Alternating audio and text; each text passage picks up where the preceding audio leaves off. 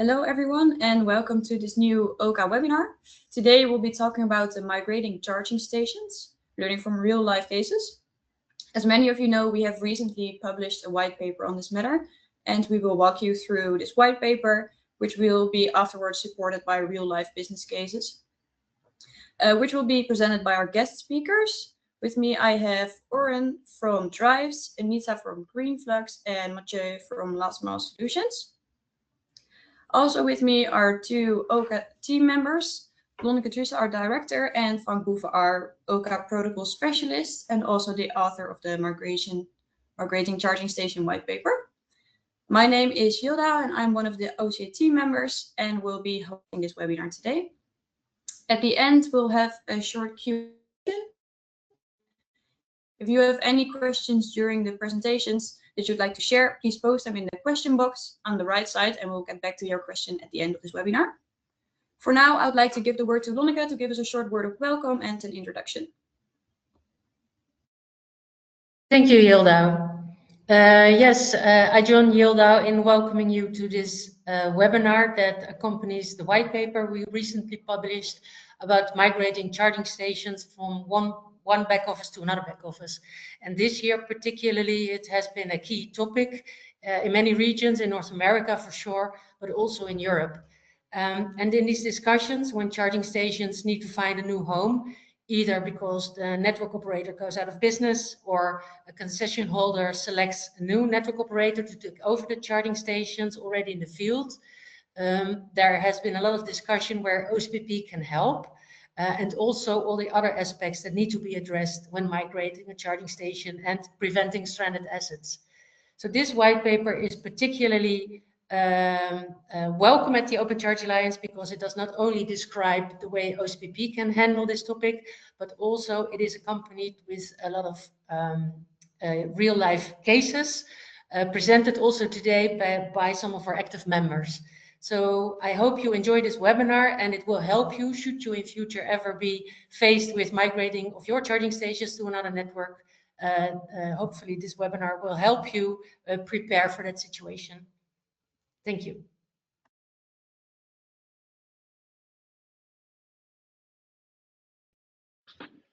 Okay, everybody, so welcome to this webinar. My name is Franc Buve, and I would like to briefly explain to you the white paper that we recently wrote at the Open Charge Alliance about migration of charging stations. And when we're talking about migration, network migration, we are in a situation where you are moving charging stations of a network from either one CPO to another one, or within the same network to a different back office. As Lonneke already mentioned, we see more and more migrations happening lately because, the industry is maturing and you get mergers and acquisitions of CPOs. Operators go out of business because they're not financially viable, for example, or concessions end. So there are many reasons why network migrations may occur. So that's why we thought, well, probably good to write a paper that describes the steps that you need to do in that. And first of all, we need to look at what do you really have to migrate if you do a charging station network migration.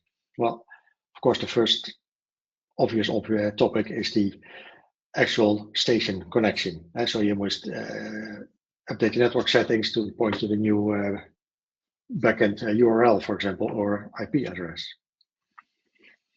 But you also have to deal, for example, with SIM cards. Most stations use a cellular connection, and you may have to replace the SIM cards or reconfigure them for the new provider. Then there may be QR or NFC stickers on the stations, like QR codes for payment, for example, or pricing information. And you may have to update these stickers or replace them. Charging stations that have payment terminals in them, these payment terminals are usually connected to a payment service provider. So you would have to change the contract with the payment service provider for the new operator. And the same goes for the terminal configuration, because the terminal needs also to be configured with new network addresses and new merchant address, for example, for the new operator. There's maybe physical signage on the station, like the branding of the CSO, pricing information, may all have to be updated for a new network. And then there may be all kinds of existing user accounts, payment details, charging history, and the like, that you might want to migrate to the new back office system. And it's even worse if this operator was also acting as a mobility service provider. So he was not only handling the network management aspect, but also providing the charging cards and everything. So then you have probably a lot more data that you want to migrate to the charging station management system. So this just to give an idea of what you need to migrate. It's not just a network connection that you need to update. Now, how do you go about it? I will go through the steps that you need to take to accomplish this. I'll keep it brief because all the details are in the paper. You can read it there, of course. But one of the first steps you need to do is to investigate the station models that you have in the network. Because unfortunately, not all OSPP implementations are created equal. That's also why you're lucky if you have certified OSPP implementations, because then you know they behave the same way. But in many cases, they're not. So you want to test the firmware for compatibility with your new backend system. And if there are any discrepancies in the protocol implementation, you need to identify and resolve them, and either fix the firmware, fix the backend, or maybe what you often see that you create like an adapter that fixes this message towards the backend system. Then you have to define how you're going to approach the changing of the network configuration. So there are network configuration commands. OSPP 201 has specific commands for that. In OSPP 1.6, as I will show later on, it's slightly more complicated. But some systems do not even allow that. You have to send a firmware update with the new network settings.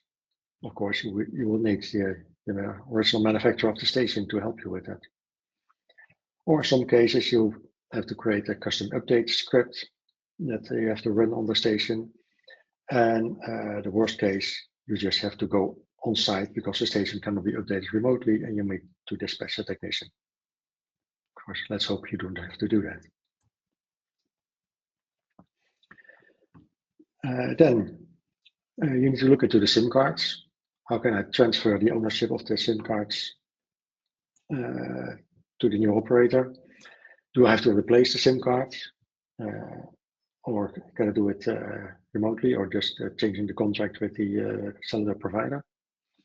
And if there is an APN involved, a private network, then make sure that you can update that and test it. And then there may be payment terminals involved. You have to update your payment terminal configuration, and of course test that it also works. So you do that with one type of station. For each different models that you have, you do this test to check if you can make those changes. Then if you know how you can make the changes to your charging stations, you have not yet done them, but you have investigated how you can do it, then you need to transfer all the data to your new backend system. So all the station IDs, the locations, configurations, whatever meta information you keep from your charging stations, you need to migrate to your new CSMS.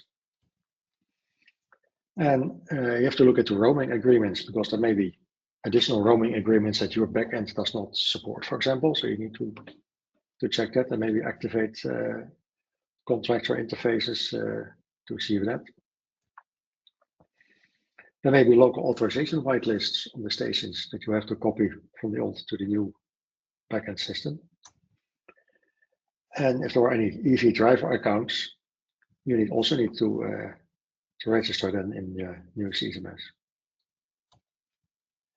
Then we have investigated all the charging stations and you have updated the CSMS with all the data of the stations in the network. Then you need to do the actual migration. So you need to reassign the SIM cards for the stations and adjust the network settings. It's recommended to do it in batches, so you do not try to migrate the whole network at once. And then if the network connection works, then you can configure also any other configuration settings that may be applicable to the station. Once you have that up and running, you may want to install the local authorization list, the white lists if they have it. Update any QR codes, either by using the same QR code but redirecting the link to a different location, or by actually replacing the QR codes. And if you need to perform a site visit to replace any signage or any branding of the stations. Now, the actual network configuration for 1.6 and 2.01 is slightly different, so I will briefly touch on that. The problem with 1.6 is that OSPP 1.6 specification does not prescribe how to connect to configure the network. And ideally, it's all in configuration keys, but these configuration key names are not standardized, unfortunately. So a CSMS URL may be called OSPP CSMS URL or just CSMS URL. A password may be called basic alt password or authorization key. You don't know, so you have to figure that out. You probably need the alt operator to assist you with that, because he has all that knowledge. And if you're unlucky that the connection cannot be configured via configuration keys, then you will definitely need support from the manufacturer, because they have their proprietary port that they can use to make the connections to connect to the station and make the configuration changes, or maybe they need to prepare a specific firmware update for you. And again, worst case, you would have to go on site. Well, luckily in OSPP 2.01 and 2.01, it is slightly better taken care of, because in the OSPP 2.x specification there is a specific use case that deals with migration of charging stations. The use case is B09 and B10. And we have a specific message that you can use to set the network configuration. It's called set network profile. And as I mentioned, it is described in these two use cases, B9 and B10.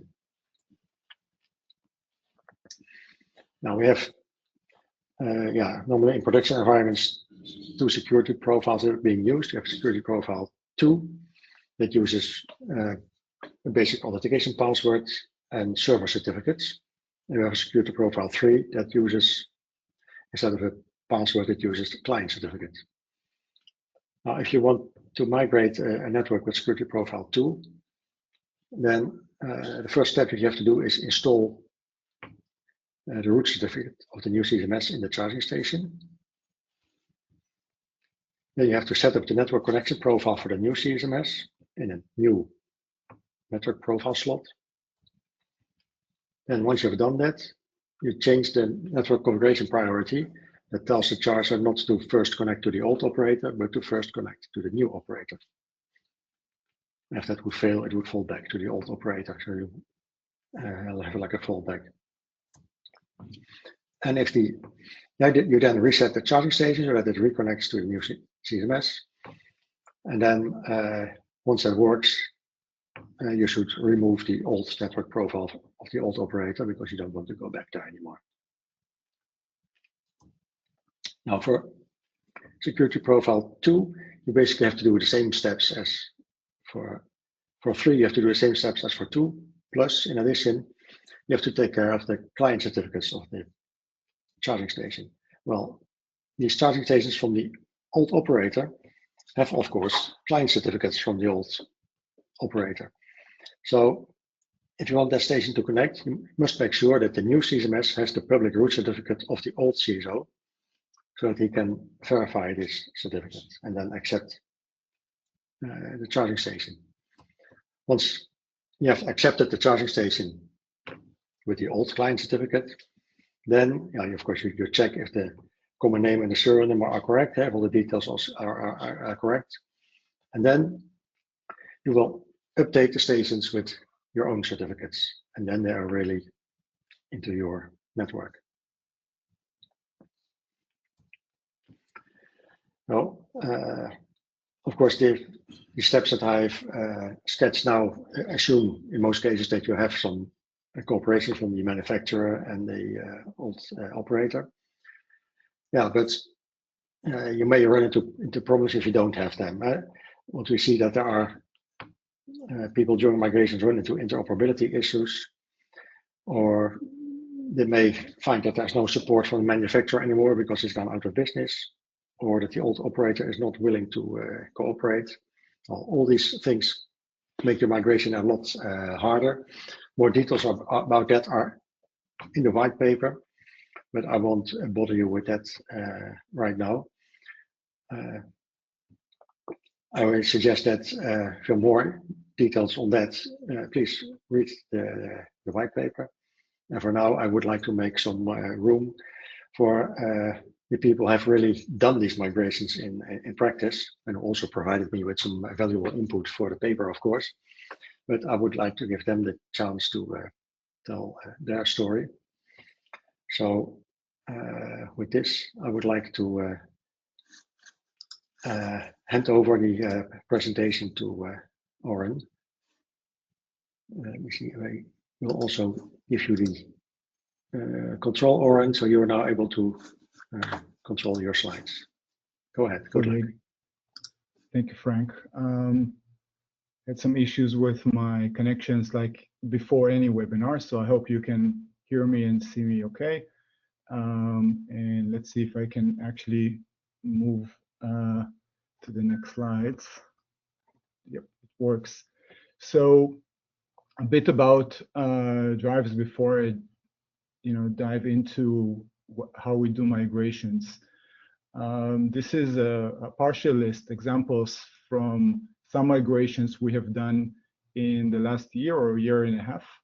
And as you can see, those are large-scale migrations. Driivz is focusing on DC especially, and public charging with DC combination.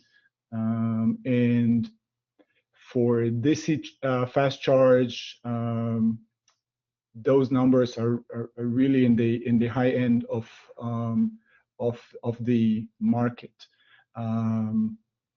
The focus of the paper that we have submitted with the help of Frank, thank you, is about 7,000 chargers in the Nordic, but this is a standard procedure of migrating a project. When we look at a project like this, it's not a one cut or turn of a button and everything works. This requires some really deep planning. With the specific project that we're talking in this paper, the main complexity there was the number of hardware vendors that were part of this network. So 6 or 7 different vendors, each one, as Frank said, with different settings into their configurations. All of them were using OCPP 1.6, so that made it a bit easier maybe as far as consistency. But it was a combination of different settings, different ways of communication, different security methods within those chargers, etc. The 7,000 also were a mix of mostly public charging, but some of them were also behind the fence. So we had some of those as well. If I go to the next slide. Sorry, the next slide. Yep. When we talk about when we talk about migration, the migration is just the end of a big project that usually takes somewhere between 2 and 4 months, depends on mainly how much time we have there. In many of the cases, there is a deadline, hard stop, where everything needs to work. So we work backwards from that deadline and see how much time we have. One of the biggest thing is collaboration. We look at the customer and Driivz as a team. This is not something that we can do by ourselves. We must get the involvement, active involvement of the customer. Most of the connections that are currently, or settings that are currently defined, are not in our control at this point. So if it's roaming, as was mentioned before, other integrations projects into that involve those chargers, and especially when you have an MSP combined with the CPO, which means that we not only bringing the charger data, which is relatively static data, but also the actual driver's data. The driver's data can include everything from the driver name and email all the way to the actual billing history of that driver. Depends on how seamless we want to have this integration in place. Trying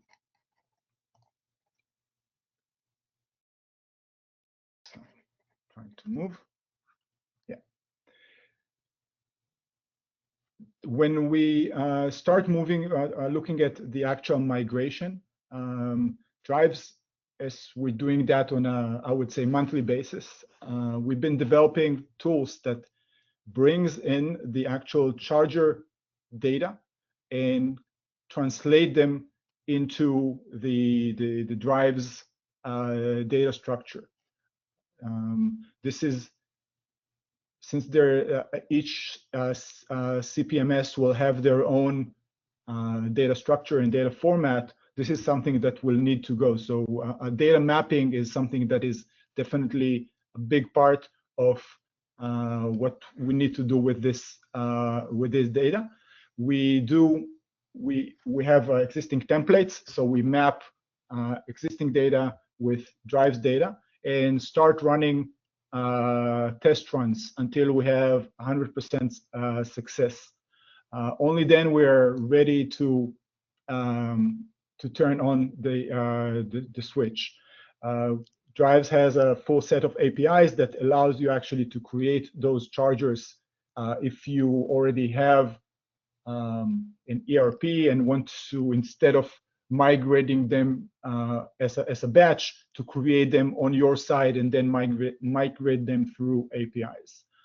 The connectivity is one of the biggest challenges, as Frank was saying before.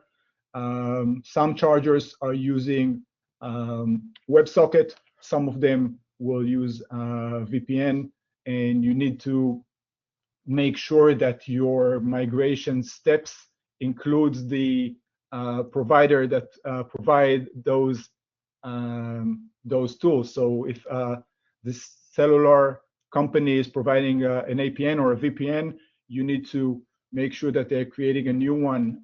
If your chargers are integrated into a roaming platform, this needs to be a separate steps that migrate all those chargers before it is ready to move. Frank was mentioning the QR code. It's actually it's a very true story. Either you need to manually go and stick new stickers on each one of the chargers, or you need to see how you support the old URL and redirect them into your new CPMS. Both is possible with some creativity. Payment terminal that are connected either directly or via cloud to the chargers are also something that needs to be considered, and additional integrations into your backend platforms. There are more and more regulations that require to continuously reporting about uptime of the chargers. You need to make sure that those regulations are supported as part of your migration. Driver is a whole big topic. Since this is not the topic of this webinar, I'm not going to go into details, but it is important to make sure that if the network that is migrating has an EMSP part, if it has an app or RFID or some other ways to authenticate the driver, those needs to be brought in. Drivers will expect a seamless migration as you would think. So they would like to see their charging history, they would like to see their billing history, etc. So all those things need to be considered into your migration project. And then there are additional different types of drivers. It could be a B2B customers that owns hundreds of vehicles, and those needs to be imported as well.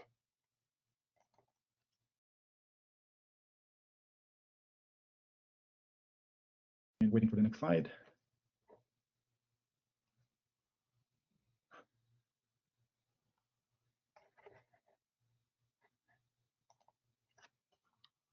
Okay. Yeah. So when we look at the overall data project, you need to start planning as soon as possible. Take at least, I would say, 3 months to make sure this is consistent.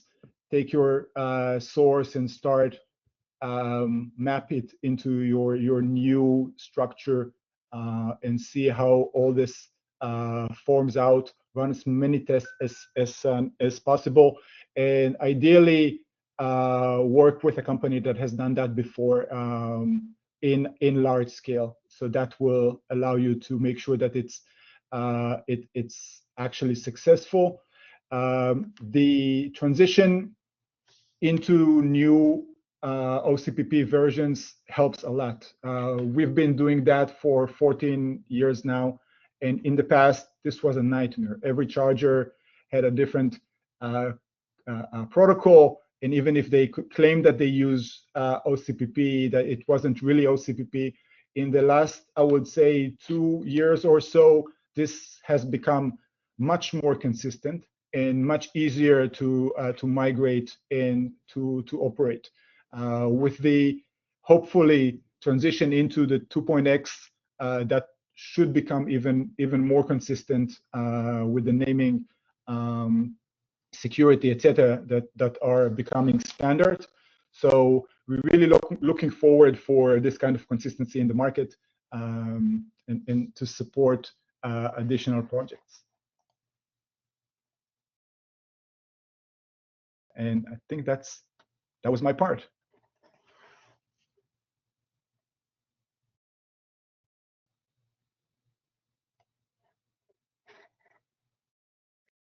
Hello everyone. Now I would like to continue with my part of the presentation. So I'm Aneta, and I'm the manager of technical integrations teams at GreenFlux. My specialty is integration with external parties and migrations.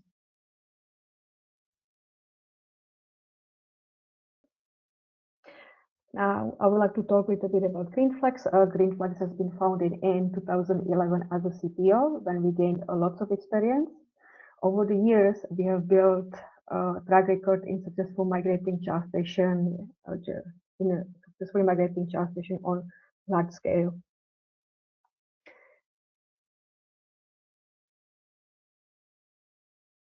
What I would like to present to you now is our pre-stage migration framework. We developed it in order to have a checklist or a blueprint to map all the activities we do around the migrations.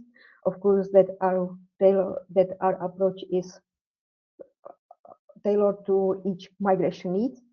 And now I will highlight certain activities from the migration framework and share why they are important and some real-life experience.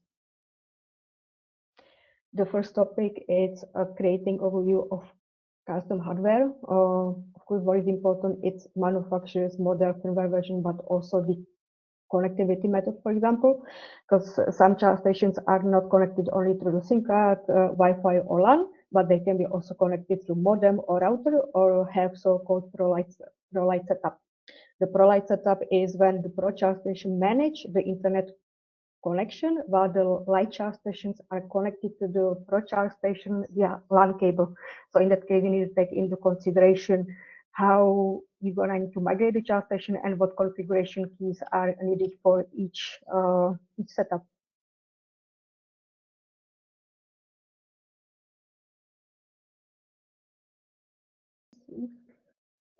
I think my animation is a little slow right now.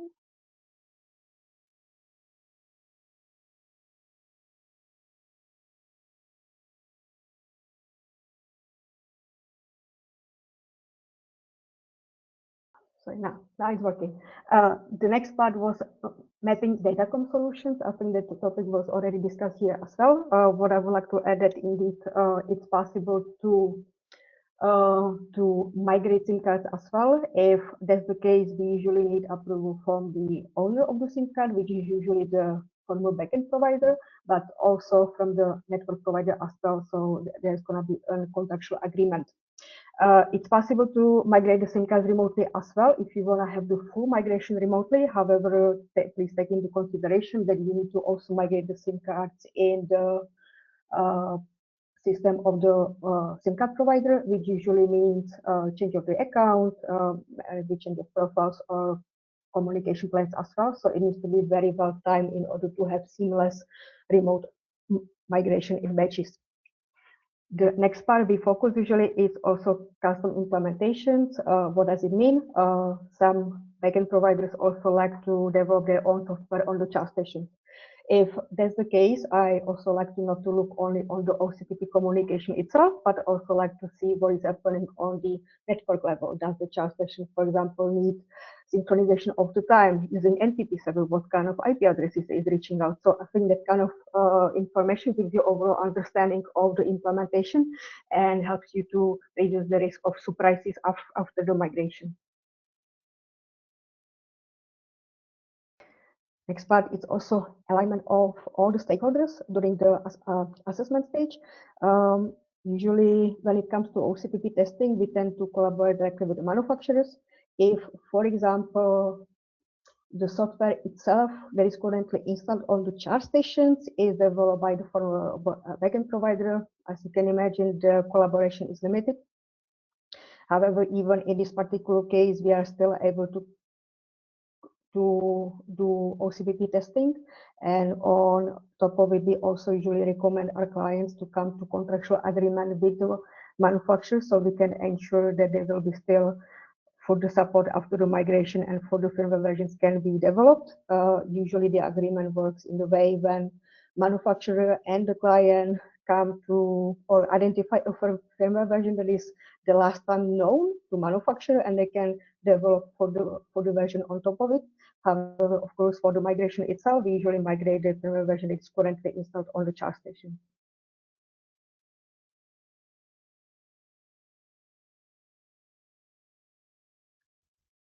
The next part is looking into configuration that is needed for the migration. As mentioned, it's not only about the OCPP commands, but for example, if you have charge stations that are connected through modem or router, you have to take that into consideration that you have to change configuration on those devices as well.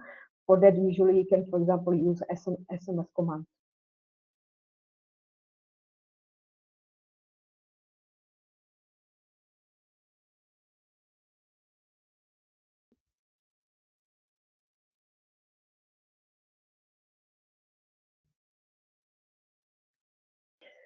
Next part during the preparation is also deciding on the firmware version that we would like to migrate. Usually, when it comes to firmware versions, it's so when we have migrations, we prefer to have one firmware version installed on the charge station prior to migrations. Why we do it? Because some firmware versions can have a different behavior, or alternatively, there can be different configuration keys, and we would like to avoid surprises during the migration. Please bear in mind that for the firmware version that we choose for the migration doesn't necessarily mean that is the last firmware version, but we usually look for the most stable firmware version that that we have already some experience. Once we know the firmware version as well, we also conduct OCPP testing to verify the compatibility itself. During migration projects, usually there are also deadlines that we need to adhere to. So what we usually also do to decide which issues are critical and needs to be fixed right away, and which one can, for example, be addressed after the migration itself.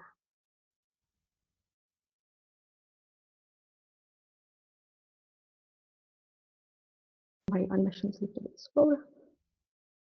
Okay. Once we did the OCPP testing, afterwards we also proceed with testing all the unique setups before execution of the migration.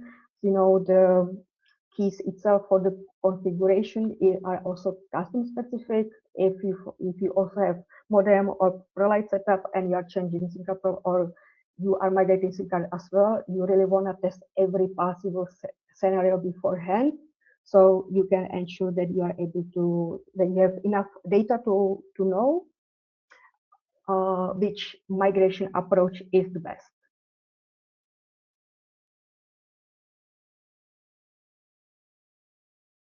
The next part is creating migration plans. So once you test all the possible scenarios, usually the discussion over the migration approach should already happen during the assessment stage. However, of course, after you have done all the testing, then you have all information needed to decide how you're going to migrate the charge stations. For the remote migrations, I usually also recommend, when you create a script for batch migration, to also include safety checks for the commands to ensure that the configuration will be changed as required to avoid losing charge station during the remote migration.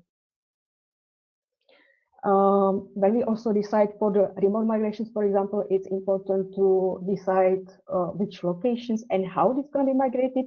I personally recommend to migrate charge station based on the location. You can still expect that some charge station might go offline. Successful migrations usually have failure rate around 0.02%. The reason for that are either bad connectivity issues, alternatively really problematic charge stations. So it's important to have also team of technicians that is ready to come to a charge station and fix it if it's not possible to do it remotely.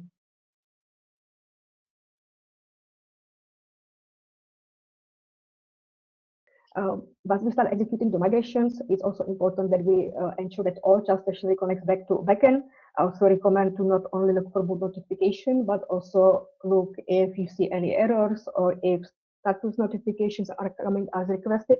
I have seen cases when I have seen random errors on the charge station while they reconnected. The root cause was unknown, but thankfully there was a simple issues like with, for example, connector numbering that we could fix very easily remotely, but it's important to keep eye on those activities.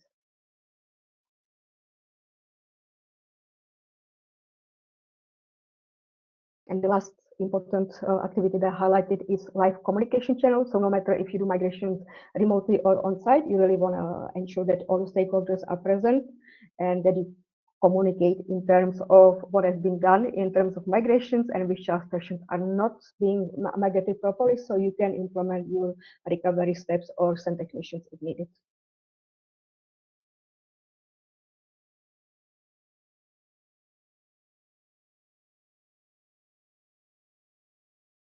Trying to change the slide.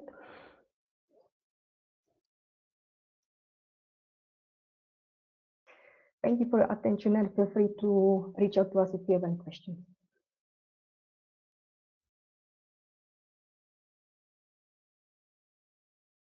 Thank you, Anita. Then now it's time for the last part of the presentation, and that's Mathieu presenting his real-life business case.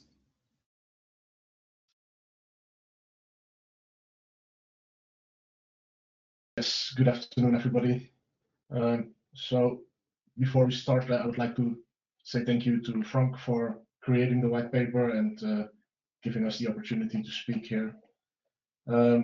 I have a couple of simple slides. I say simple because I don't want to go into too much detail. The detail is already in Frank's white paper. So if you want to have more detail, please refer back to that document. What I want to talk about is our latest migration. I will briefly go over that. We do a lot of migrations, as Frank said. There are a lot of consolidations going on in the market, a lot of public tenders switching around. So migrations are something that is quite common now in the market. But the latest one that we did stood out a bit because it was a little bit bigger than the average one. So that's the one that I'm briefly gonna talk about today.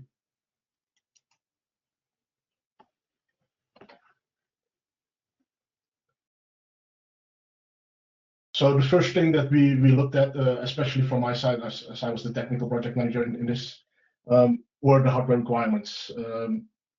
As mentioned before, it was very important for us to see what the communication methods were, OCPP versions. We excluded everything that wasn't OCPP, and there were some other stuff in that selection. So those were quickly excluded from the migration.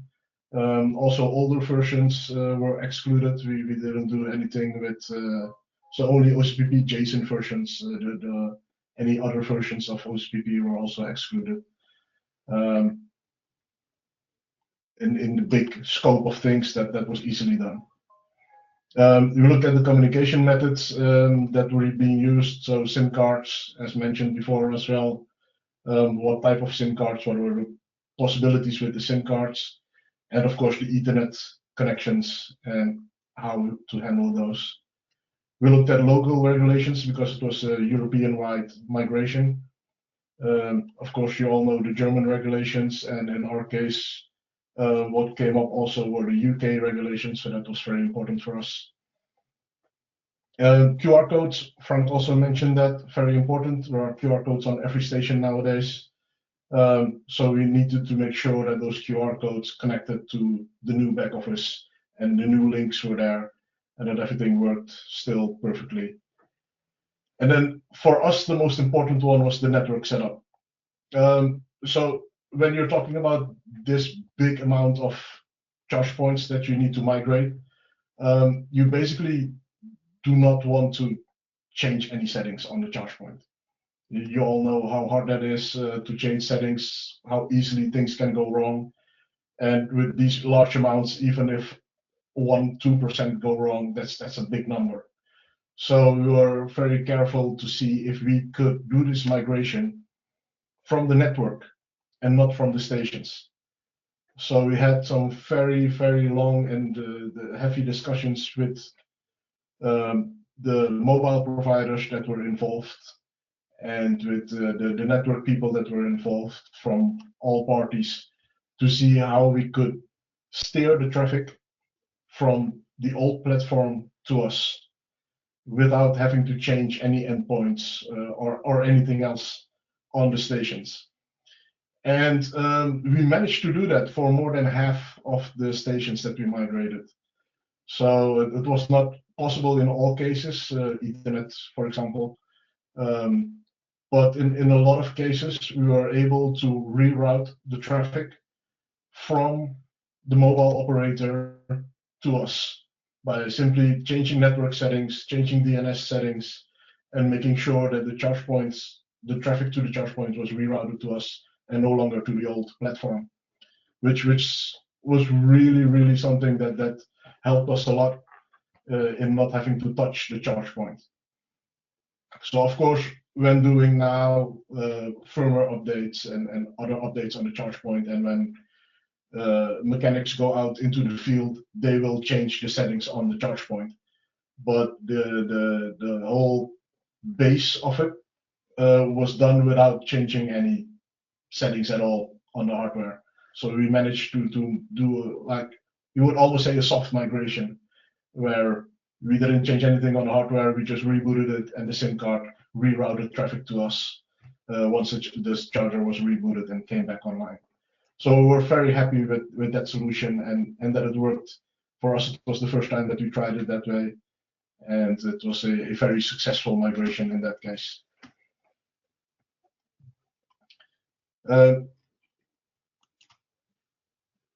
The next slide will show you just a part of the technical step, because now I'm making it sound very simple, but it was, of course it was not simple. So this is just a part of the total migration, which was like a mirror board that was too big to be on one screen. But if I just grab the technical part and put it on the screen, there were a lot of pre-migration checks where we, from the old platform, checked to see if the charge point was online, was in a charging session, yes or no.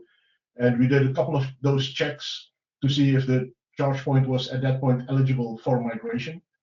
If the check was okay, so it's eligible for migration, we then blocked the charge point so that it couldn't be used anymore.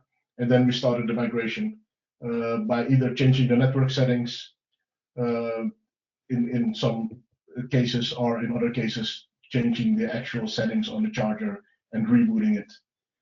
And then at the same time, on the other side, we checked when the charger came back online, if the charger was correctly online, if it still had all the correct settings, making sure that things like local auto charge settings were still there. We used all our API connections to make sure that we could do that. So that was done pre-migration and post-migration. Pre-migration, we checked if the charge point was created on our platform as well before migrating it, and then checking if it's correctly on our side. So although it looks simple, it's not. A lot of work and a lot of thought went into it. And to be honest, so that's why I started with thanking Frank for creating this. This is like a real life scenario, and I'm amazed how far. When I read it, I was like, okay, this is really the steps that we actually took. So yeah, even though it was not on time for us to use it, it was pretty close to how we actually handled everything on our side. One last thing from my side is that we are now focused, because we are in the OCA, and of course we're focused on the technical part, the OCPP part. But the biggest hurdle that we had in the migration was not technical. The technical part we were able to handle pretty easily, actually. The biggest hurdle that we had was the data migration. So getting all the user data from one platform to another. And if I would give you any advice to take away from this webinar, is to really focus on that part. The technical part, with the help of the white paper of Frank and all the other, this webinar, the technical part, I'm pretty sure you'll be able to manage. The data migration, that part, the communication that also Agneta mentioned earlier, that is key to a successful migration.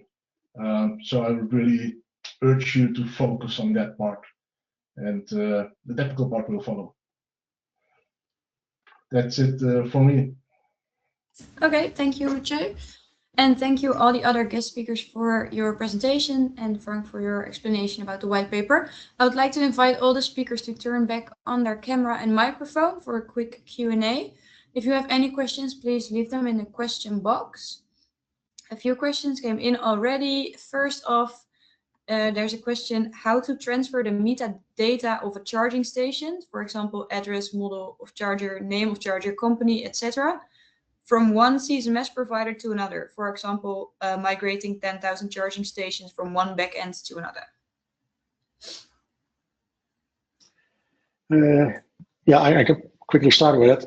Yeah, that's indeed, if you want to migrate all the charging station metadata from one CSMS to another one, yeah, that's like the database migration. You need to get an export of all that data and make sure that you import it in the correct format in your database, and it will be specific for every CSMS, I guess. I don't know, perhaps Aneta, you can tell something about that? Or what I can say, that we can import the data directly to our front end backend. So you give us the file usually in the Excel, and we can import it in our system. It's quite easy thing to do. I would just recommend that running especially addresses through some kind of a validation tool like Google or another available API to see that, you know, garbage in, garbage out. You're at least cleaning some of the data that is coming in. I think you ask about addresses, but I would say POI in general is a very open topic as far as how a site is described, and maybe we can all contribute in making that a bit more standard. In, you know, is there a restroom, is there a restaurant, etc., to help standardize that area. All right, thank you. Next question is, based on your experience, what is the downtime expected for CPS to migrate from one CSMS to another? Personally, I think a little bit depends on the use case and how complex is the migration. If you take, for example, also with the migration of the SIM card, it tends to be a little bit more complex. But generally, in my experience, if you do it remotely, successful migrations are 10 minutes remotely. If you do it on site, it's usually half an hour, including entering the charge station, changing stickers, etc. All right, thank you. Next question, what are the learnings from migrations in cases where there's a lack of manufacturer support, and how OSPP 2.x mitigates this?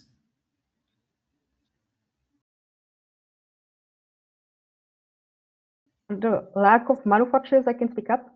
First of all, it's good to have some experience in-house, so you can do the testing yourself, take the charge station and test the charge station, access the charge stations, and also when it comes to, because sometimes also our clients need to do migration on site. Sometimes we have also a very good partner that we can collaborate together when with the technicians.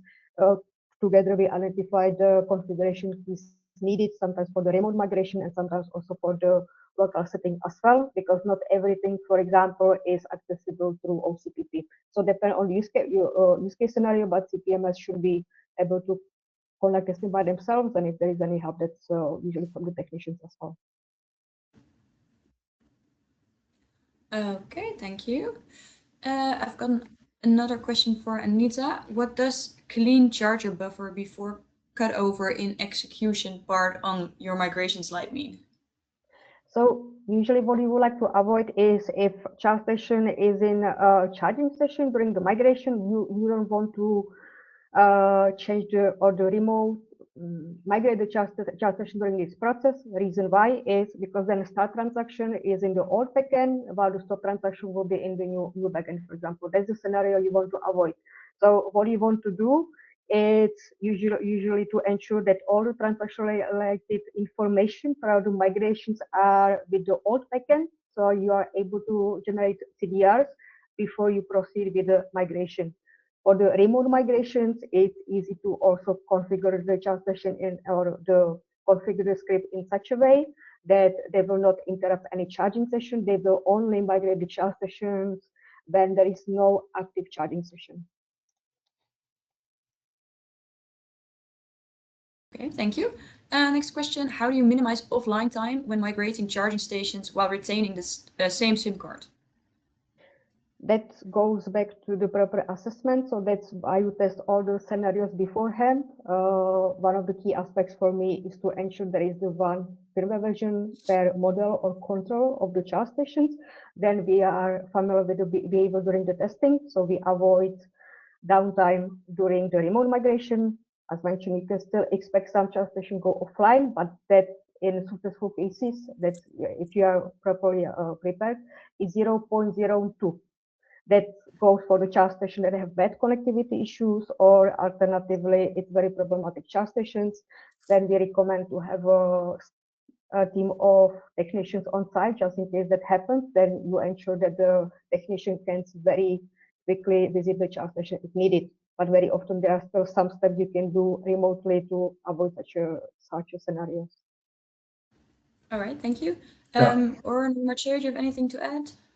Yeah, I think Yeah, Matthew so was. I agree with Oren, go ahead.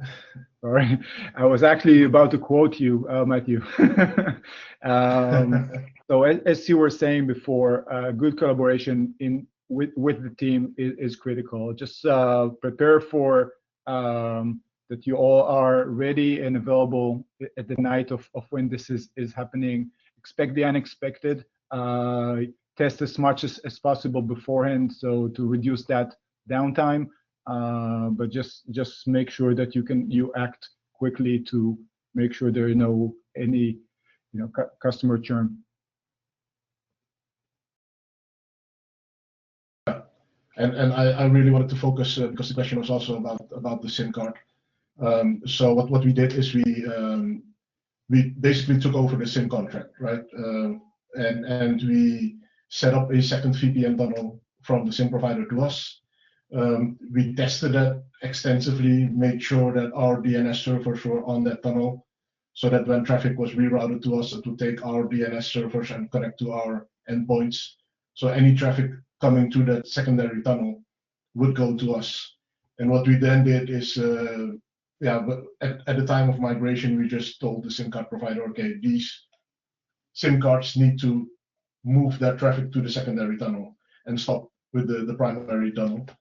And that was easily done on the SIM card side. So once the charger rebooted and the SIM reconnected, all traffic was rerouted to us, which made the downtime minimal. It was just a reboot basically, and they came back online on our platform.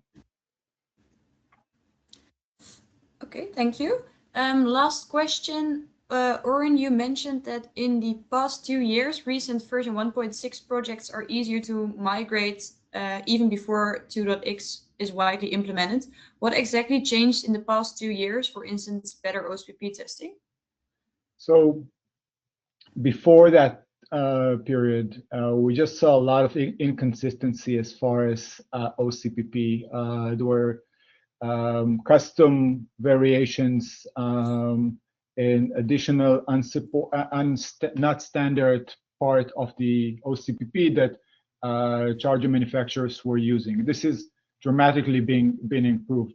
I think a lot to do with the OCA pushing the industry in that direction, and that's the main thing. Is the more hardware manufacturer that will be certified will be working with the actual OCPP standard, the better, the more stable migration we will see. And that's the majority is really hardware manufacturers that become more and more standard in this industry. Anita or Mathieu, anything to add to that? Yeah, so from my side, what I want to say on that is that also the platform side, and I think that goes for my co-hosts as well, is that they are more robust, right? We can just handle more. In the beginning, you're very narrow banded because you start up with a couple of brands. But yeah, with the amount of charge points that we have onboarded now, it just makes the platform more robust and more capable of handling different versions of OCPP that are still out there, unfortunately. Yeah. Okay. Do you have anything to add, Anita, or? Maybe only one thing I agree, and it's great that we are pushing everyone to have a certification for OCA, specifically for OCPP 2.0.1, since it's quite different from 1.6. And as you know, in 1.6 there is lots of things for implementation. However, still a lot of companies are still not certified. So bear in mind that when it comes to testing, there can still be lots of own interpretation of the protocol itself. So for me personally, the approach is still the same like for 1.6, meaning lots of custom testing to identify what is the implementation itself, because the objective is always migrate the charge station no matter what the implementation is. Yeah. Okay. Well, that were all the questions. So I'd like to thank everybody for listening and asking your questions, and of course our guest speakers for sharing your insights. This webinar will also be shared on our YouTube channel.